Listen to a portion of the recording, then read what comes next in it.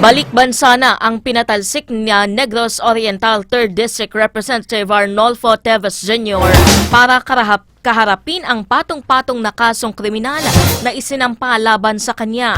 Ipinadeport si Teves ang gobyerno ng Timor-Leste nitong linggo matapos siyang bansagan bilang banta sa kanilang pambansang seguridad.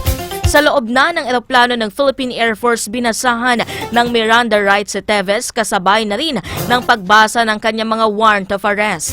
Nag-stop over muna sa Davao City ang eroplanong may dala kay Teves.